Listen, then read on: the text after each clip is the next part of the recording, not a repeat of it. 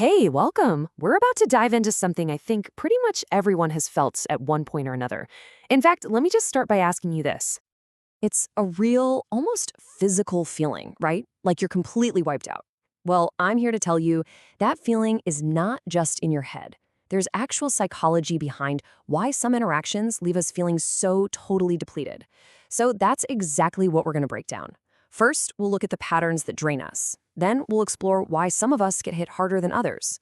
And finally, we're going to build a toolkit to help you protect your most valuable resource, your energy.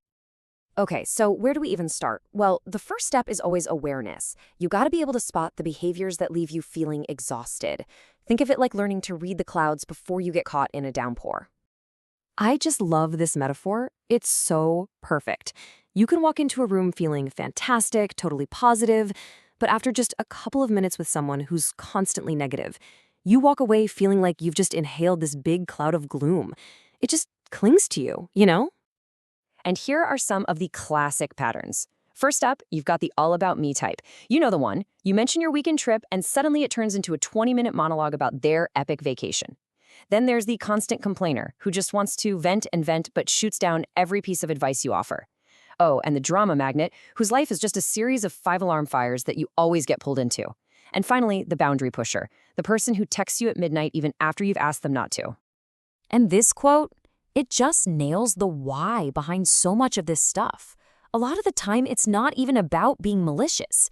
It's coming from this deep, deep need for validation. That constant demand for your attention is why you feel so tired. You're basically spending all your energy trying to fill a bucket that has a hole in it.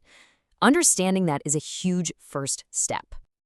Okay, so recognizing the behavior is one thing, but now let's turn the camera around. Because understanding our own reaction, well, that's where the real power is. We've got a handle on the external stuff, the things that can drain our batteries. Right? Why can one person have a conversation and walk away totally fine, while someone else feels like they just ran a marathon? This is the key question, and it's what moves us from just observing to actually understanding ourselves.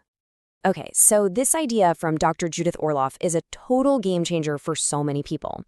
Basically, it means some of us are like energetic sponges. You might walk into an office where two people just had a quiet, tense disagreement, and even though you have no idea what happened, you physically feel that tension in your own gut. It's not a weakness, not at all, but it does mean you have to be extra careful about the energy you're soaking up. But hey, it's not just about being an empath.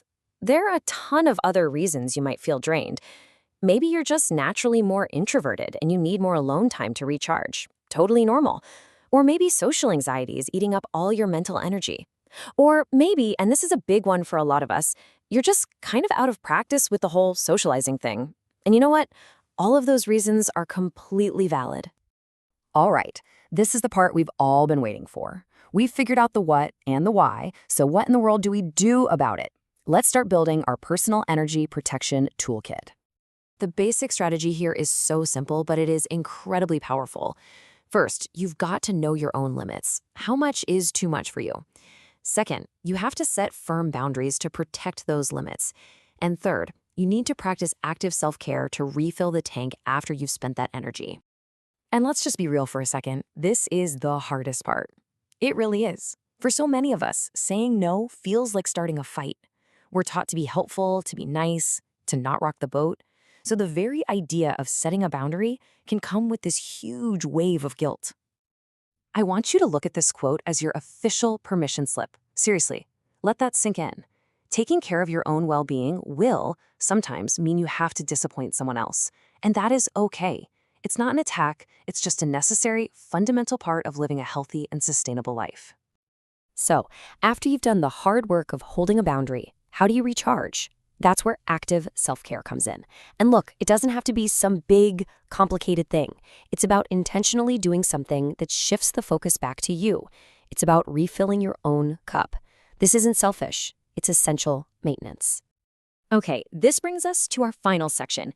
And honestly, I think it's the most powerful one. This is where we reframe this entire conversation.